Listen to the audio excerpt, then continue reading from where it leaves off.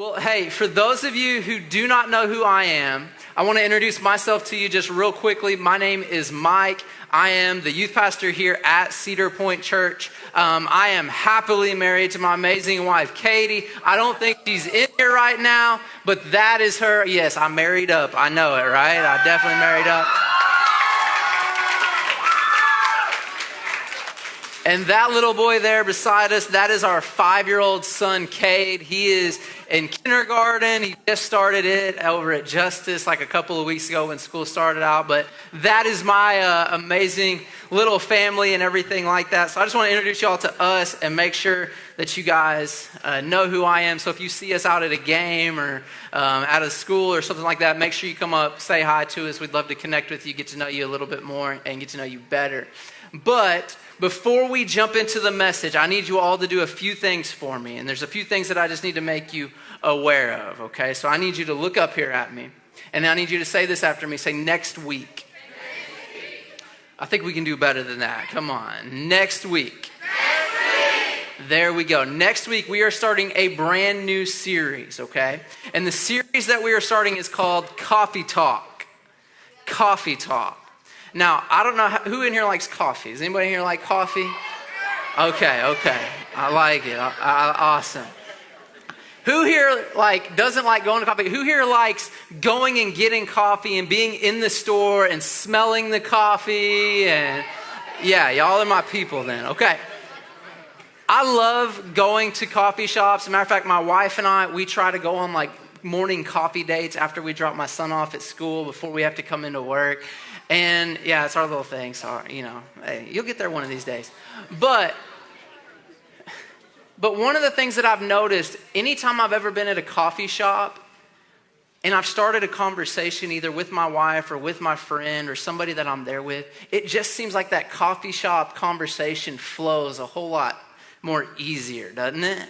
And it seems like you can kind of open up and just bare your soul at times and just be honest and real. It's just like the people that go to the coffee shop are just like, hey, it's okay, man. We'll just accept you. We'll do however you are. And it just seems like there's great conversations.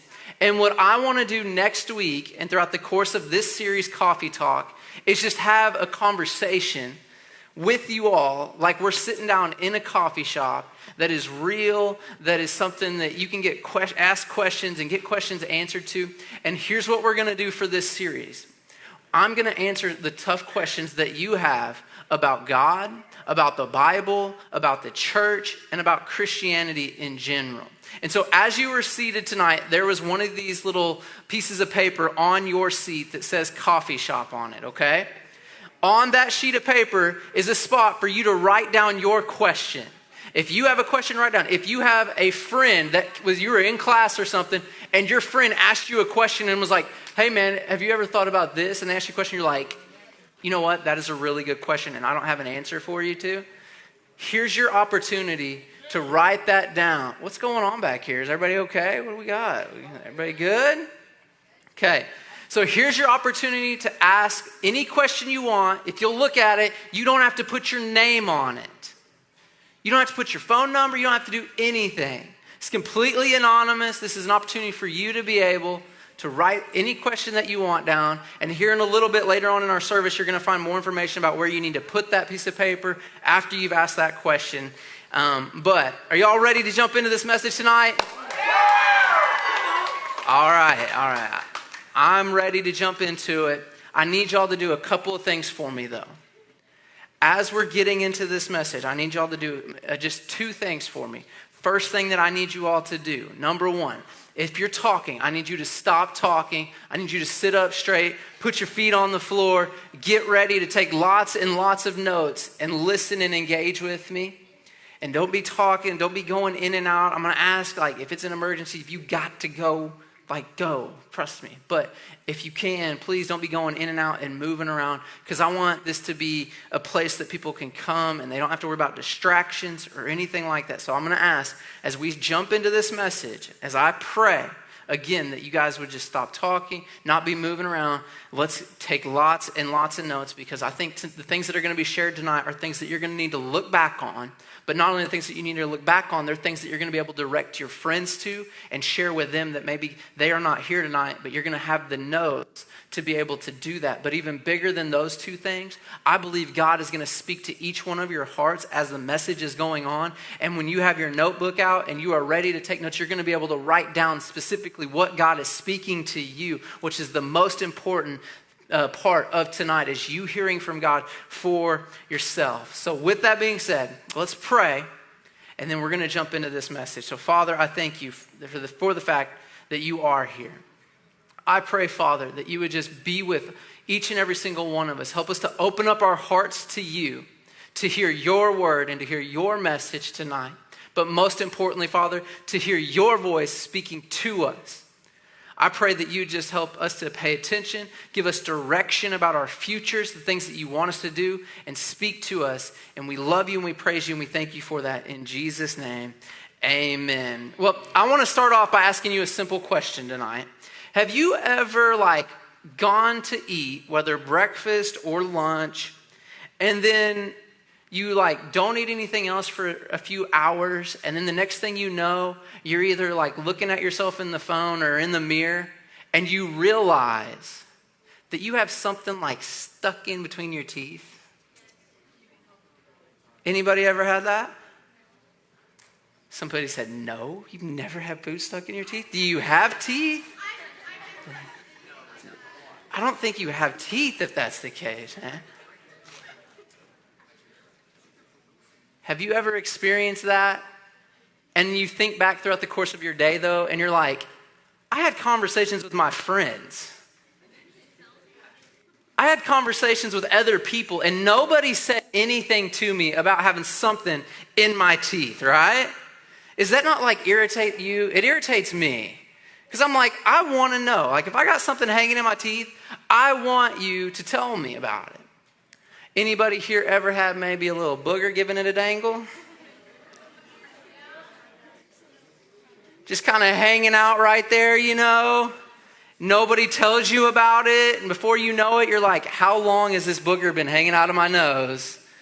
And nobody said anything to me, huh? You ever been in a conversation with somebody and they got that happening and they got the breathable booger that pops in and out as they're breathing, right?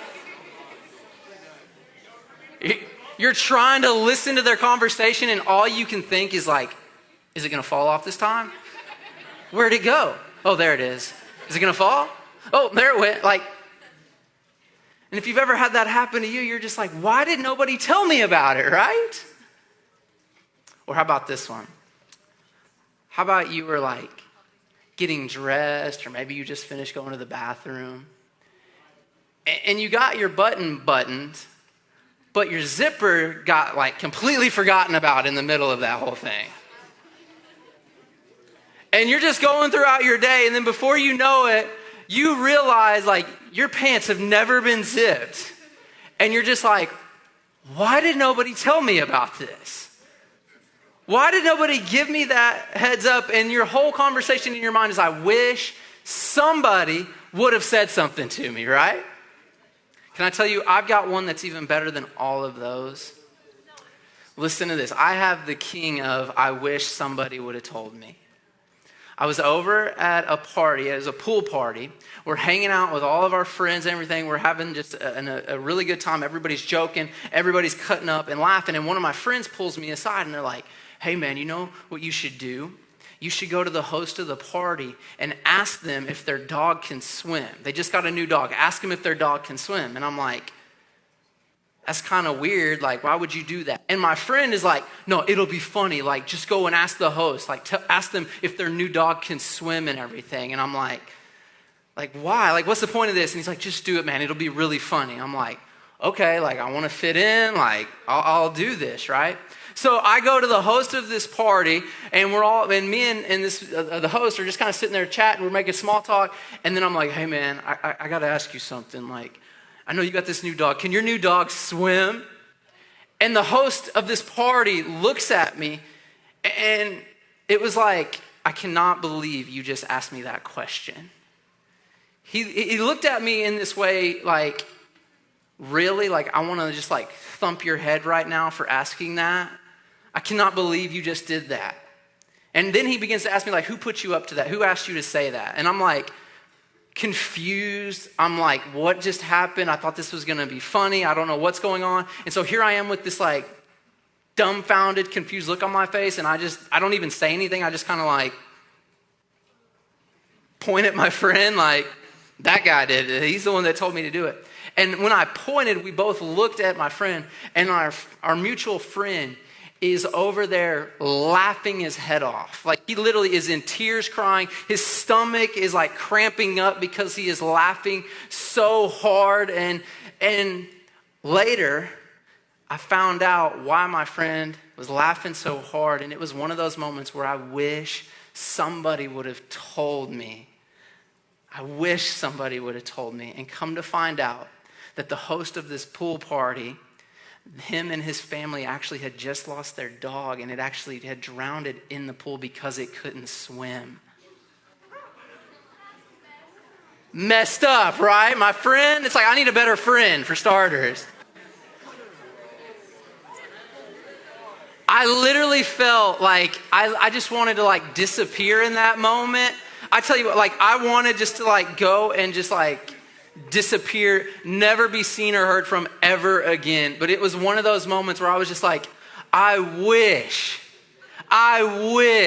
desperately that somebody would have just told me that, hey man, don't bring up their dog. It's a sensitive subject in their household. I desperately wish. And here's the crazy thing, is while I was doing it, I thought, like, this is going to be so great.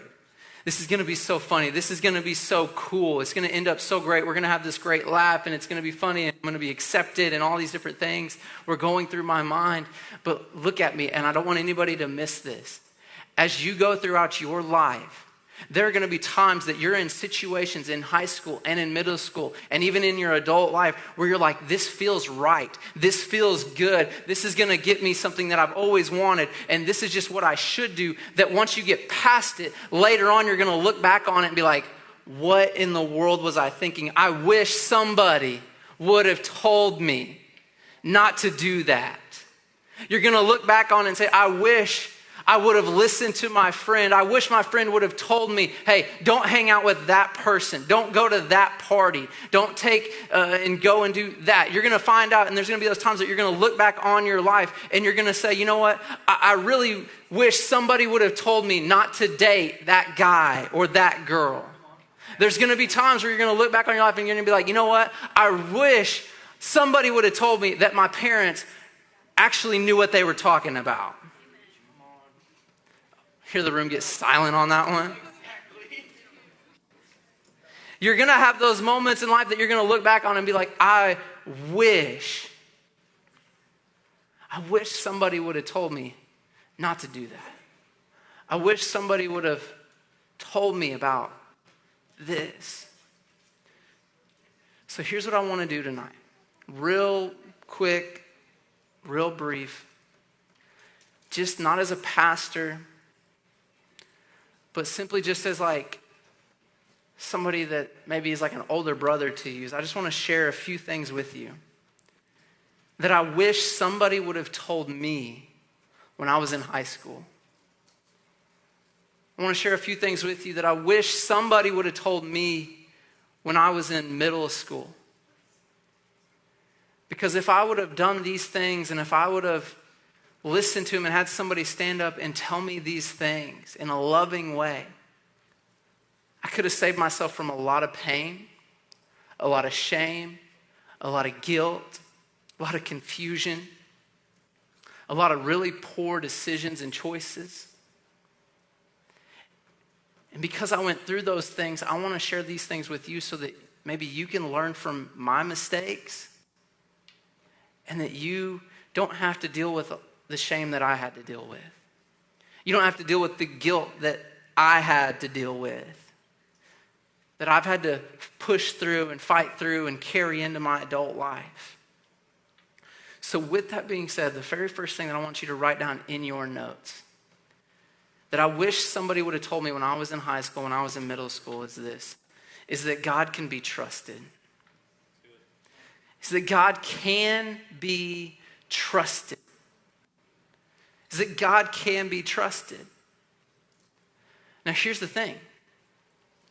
You know what the world will tell you? The world will tell you that you can't trust God.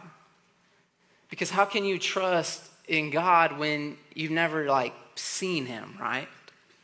And the world will tell you, how can you trust God, especially when you say that he's a good God and that he loves you, but yet all these bad things are still happening in the world? And how can you trust God when you prayed for that specific thing and it didn't happen? And the world will tell you those things, but can I just tell you, one of the things that if I wish somebody would have told me is that God can be trusted. And if they would have come alongside and had a conversation with me about that and showed me that, hey, your relationship with God is not based on circumstances, but God is in fact faithful, and the way that he is faithful may just not be in the same way that you expected God to show up and move. Because we'll pray prayers and say, God, please move in my life. Please do this, do that. God, answer this prayer. Heal this person. God, help me to get along with this person. Help me to get a boyfriend. Help me to get a girlfriend. Help them to come back to me after they broke up with me, because I can't live without this person, God. Come on. And yet we get upset and we begin to think, well, God doesn't love me. God questions me. Or I question whether or not God's real. But I'm telling you, God can be trusted, and he shows up every single time. He just doesn't show up maybe in the way that you think that he should show up. Look with me in Proverbs chapter 3. Proverbs chapter 3, verses 5 and 6. Here's what it says. It says, trust in the Lord. Trust in the Lord with all of your heart. Do not depend on your own understanding. Seek his will in all that you do. And this is the most important part for my highlight tonight that I want you to underline in your notes or in your Bible. I want you to underline the last part of that second verse where it says, and he will show you which path to take. You got it underlined? You got it written down yet? I'm going to give you some time then. I want to make sure you don't miss this. Because it says, trust in the Lord with all your heart. Do not depend on your own understanding. Seek his will in all that you do, and he will show you which path to take. So look up here. All eyes right here. Look at God's, I want you to look at these two verses. I don't want you to miss this. Everybody in this section, look up here at me. Right here, look at me. Right here, look at me. When you trust in God with all of your heart and don't seek your own understanding, look what the promise is that God will do in those moments. The promise that God has is that he'll give you guidance in those moments. The promise that the way that God shows up is by saying, hey, here's what you need to do in this situation. He's going to guide you through it. Now, look up. Again, this is going to cause you guys to think a little bit, but think about those times in your life when the world seems like it's most unstable for you. When you're like, I don't know what to do. I don't know if I can trust in this or if I need to change and put my trust in something else. In those moments, what's the number one thing that you need most in that moment? Not the situation to change, but you need some guidance in that moment to know what steps to take and what to do in that moment. And that's what God, and the way that God will show up in those situations. And he may not change the circumstance per se for you, but what he will do is he'll show up and he'll begin to speak to your heart, because he's always speaking to you, and he'll begin to tell you that, hey, this is what you need to do. This is the step that you need to take. This is the time that you need to shut your mouth and stop talking about your friend because you want to get along with your friend. You want the drama, you want the gossip to stop. That's when God will start speaking to your heart saying, shut up. That's when God will start telling you that, hey, and whenever all the gossip starts, that's when you need to get up from the table and go somewhere else and get away from it. that when people start being negative, that's when God's going to give you the guidance. And you're wondering, God, why do I have all this drama that's going in my school and with me? And why do I just always get roped into this? I don't have anything to do with it. It's because the people that you're associating with and you want guidance in that situation, that's where God says, hey, you need to separate yourself from that person. Not that the drama is going to stop, but God's going to give you the guidance to know what to do in that situation. And we want to get mad and say, oh, well, God didn't show up. No, he showed up. You weren't obedient to what he told you to do.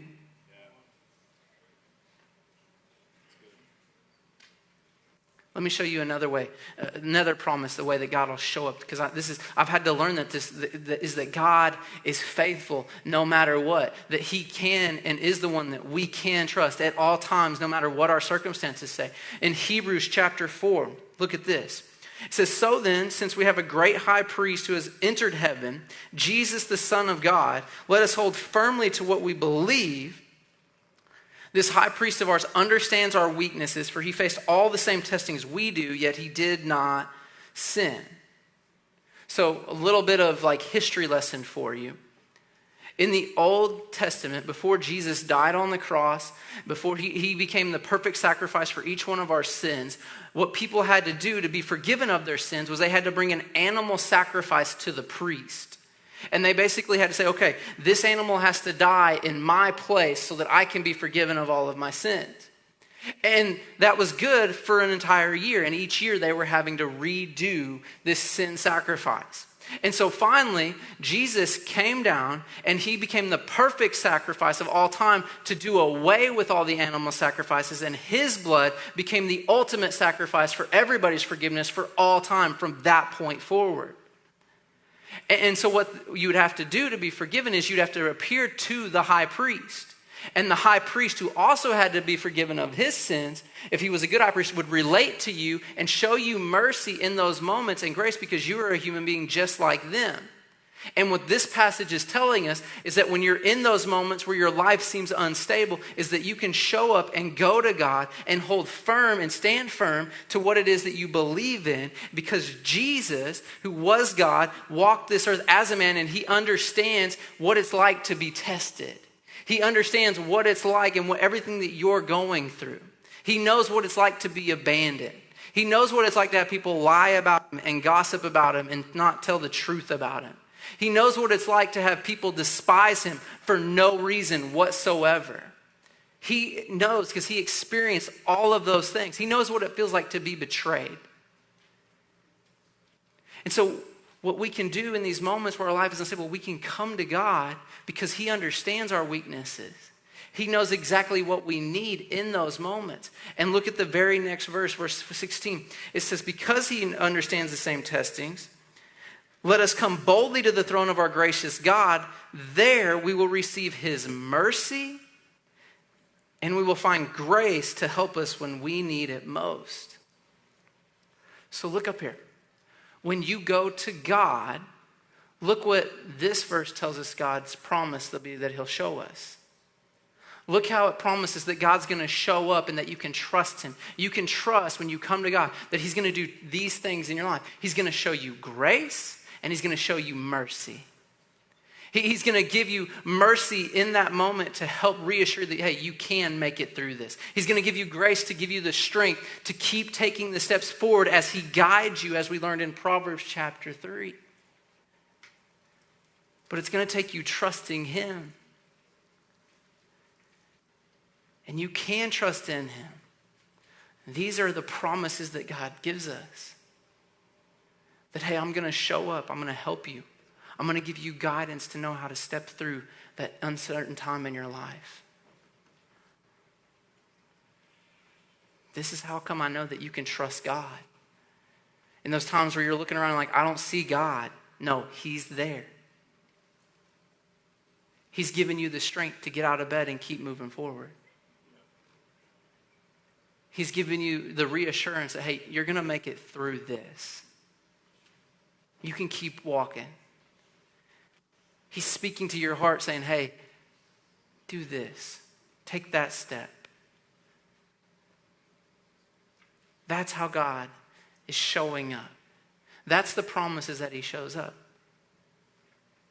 That's why you can trust him, no matter what your circumstances might say. Is this good? Is this helping you? All right, let's move on to the next thing. I got to go for time purposes. Next thing that I wish somebody would have told me when I was in high school and in middle school is make decisions based on future desires, not temporary ones. In other words, make wise choices.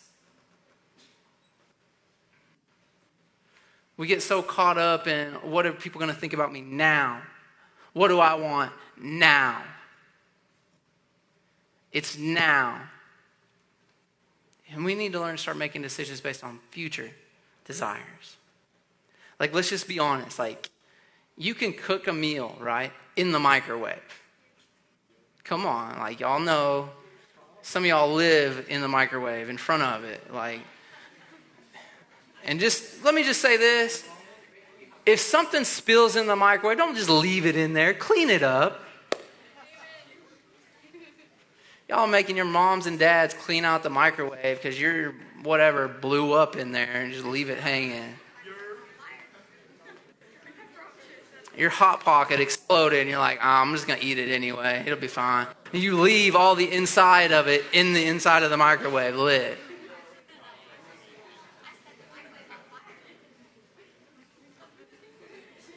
You can cook the same thing in a microwave as you can in another, like the oven, and I can tell you this, it always tastes better in the oven. Always. And we live in this world where it's like, hey, I want the microwave version of the life that God has for me because we won't wait a little bit and we make decisions based upon what we want now versus what really could be better for us later in the long run. Ephesians chapter 5 says it this way. It says, be careful how you live. Don't live like fools, but like those who are wise.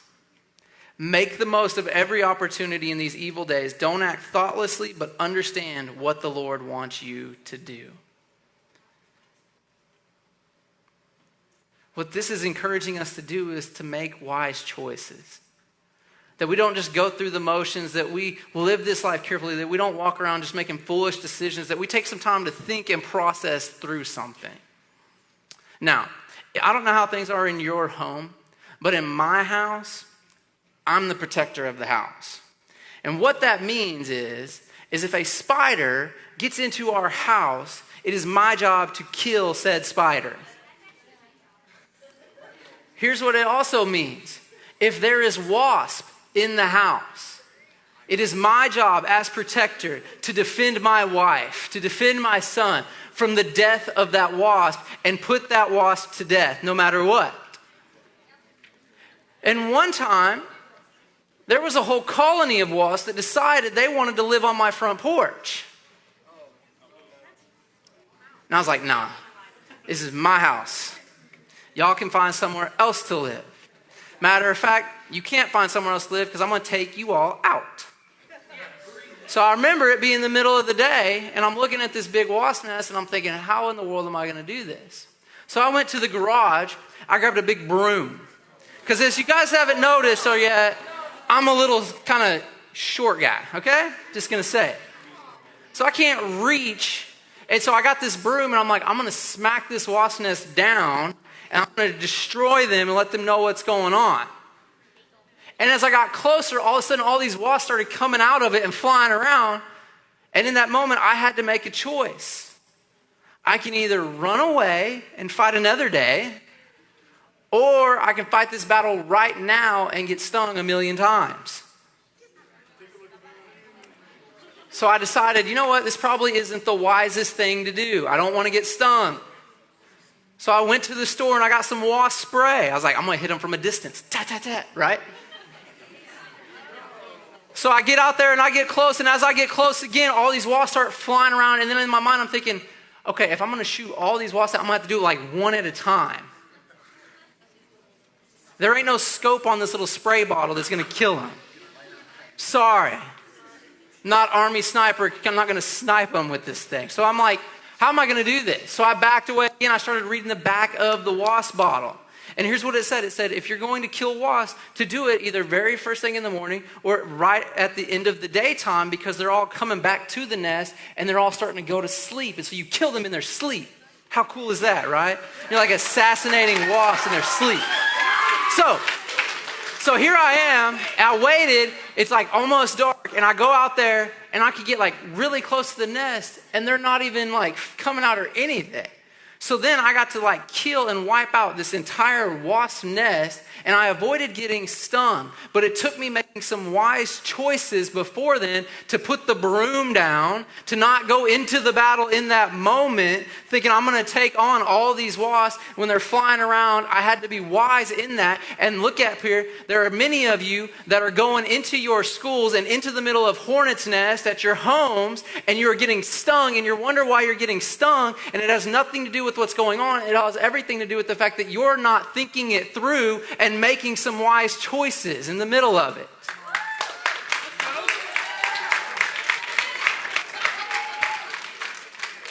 So you're finding yourself beaten up. You're finding yourself carrying around the guilt, the shame, the hurt of what you did, and it all could have been avoided if you just would have said, you know what? I'm going to make the decisions not for the now, not for the temporary desires, but for my future desires and for the life that I want in the future. You made decisions to listen to the wrong people. As a matter of fact, that actually brings me to the third thing tonight that I wish somebody would have told me, and that's this, is that the crowd that you run with will run you.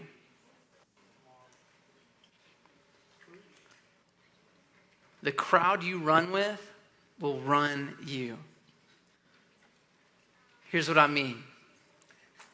The people in your life, your friends, are like an elevator. They're like buttons on an elevator. They're either going to take you up or they're going to take you down. And I've experienced this firsthand. After I graduated high school, all of my friends and I, we all went our separate ways. I didn't have any friends. Started working with a guy. He became my friend, and he was a guy that liked to cuss. And as I was hanging out with him more and more, I realized that I started cussing just like he was cussing. This guy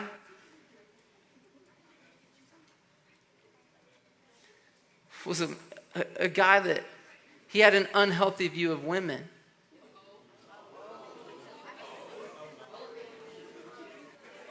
He viewed women in a way that God didn't intend a woman to be viewed like. That they were just an object to fulfill a desire and need that he had. And as he began to talk about women, and as he began to make statements about women, I realized I was starting to maybe look at women the same way.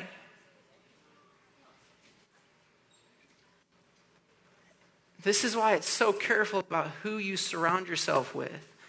Proverbs chapter 13, verse 20 says it this way.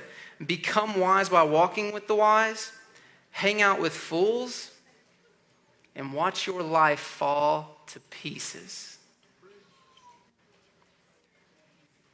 I wish somebody would have told me in high school and in middle school that, hey, the friends that you pick, they're either going to take you up or they're going to take you down.